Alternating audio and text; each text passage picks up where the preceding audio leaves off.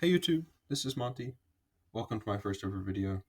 I've been playing Pokemon for about 2 years. My first ever regionals was Portland a couple of months ago, and in testing for Portland, we had this really cool Gardevoir versus Dragapult Dusknoir board state, and I just wanted to share it with the community. This is the Dragapult Dusknoir list that we'll be using. Don't worry about memorizing the specific counts or anything.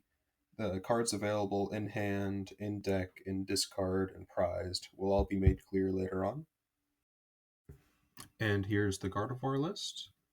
Once again, these are from around about Portland regionals, so if you're looking for up-to-date lists, just go check limit lists. Alright, this is the initial board state. We're going to be playing from the Gardevoir side, and the Gardevoir player here does have a guaranteed win. The point of this puzzle is to find that guaranteed win.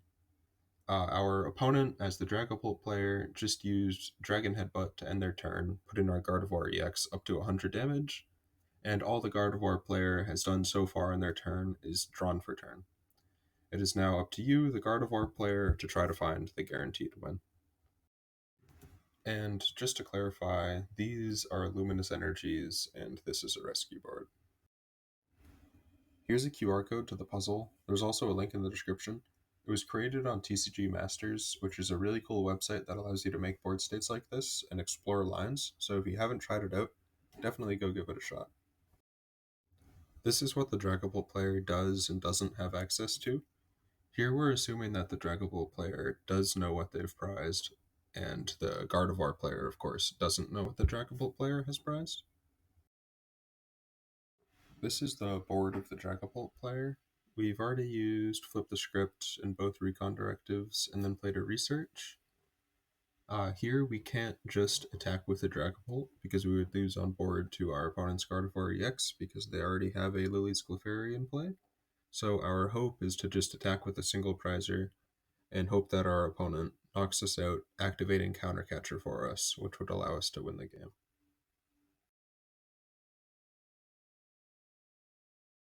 So we just use Dragon Headbutt for 70 damage. So now, coming into the Gardevoir player's first turn, we're up to 100 damage from the Dragon Headbutt attack, and we draw for turn, and we need to find a way to win this game, because once again, the Gardevoir player here has a guaranteed win. We're just looking through the deck, the hand, and the discard, looking at the resources. How can the Gardevoir player win here? This is what the Gardevoir player has on board. And once again, we're assuming that they've checked their prizes and know what they have available. Here's the QR code again for the puzzle, and the link is still in the description. There will be hints later on, but if you'd like to try this puzzle, pause here. Alright, welcome back. If you solved it, congratulations. If not, here are some hints. So both players need a Gust card to close the game. However, if we look at the Dragapult player's resources, they're down both bosses' orders and only have a Countercatcher to close the game. They're also down both Duskull and all of their Night Stretchers, so they can't use a Dusclops or a Dusknoir to force their opponent to take a prize. Similarly, the Gardevoir player also only has a Countercatcher to close the game. They've discarded their Screamtail, their Monkey Dories, and their Night Stretchers and Super Rod, so they have no way to recover those pieces either. As you can see, we're tied on prize cards here, so neither player can use their Countercatcher. And we also both have a Monkey Dory established, so passing back the same 3 damage counters turn after turn isn't going to get either player anywhere. However, the Gardevoir player does have less cards in deck than our opponent, so if we just keep passing back and forth trying to activate Countercatcher, then the Gardevoir player will deck out first and lose. So once again, the Gardevoir player has a guaranteed win here. I hope these hints help. Pause now if you'd like to find the solution.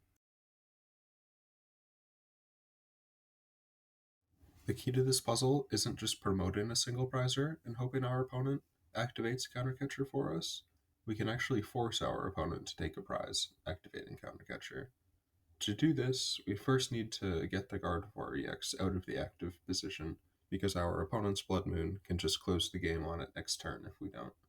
So here, we're just going to attach a Bravery Charm to Routes and retreat into it. The Dragapult player is in a similar situation to last turn.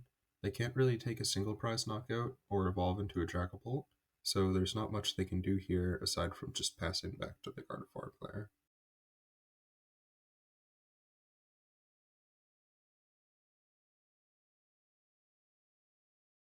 The reason why the Gardevoir player has a guaranteed win here is because of how Bravery Charm interacts with basics and evolutions.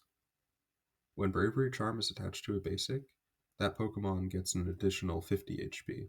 So when it's attached to Routes, that Routes has 120 HP, which allows us to Psychic Embrace to it 5 times, putting it up to 100 damage. However, when we evolve into Kirlia, an evolution Pokemon, Bravery Charm is no longer live, so that 100 damage knocks out the 90 HP Kirlia, which forces our opponent, the Dragapult player, to take a prize. And now that our opponent has one prize card remaining and we have two, winning the game is trivial. We can just promote the Gardevoir again, power it back up, and use our counter catcher now that we're losing to bring up our opponent's Pheasantipede EX. Then we can just use our Monkey Dory's Adrenabane ability to move 3 damage counters from our Gardevoir to our opponent's Pheasantipede, setting it up to be knocked out by Miracle Force. And here, the Gardevoir player has won the game. Once again, congratulations if you solved the puzzle. I hope you thought this board state was as cool as I did.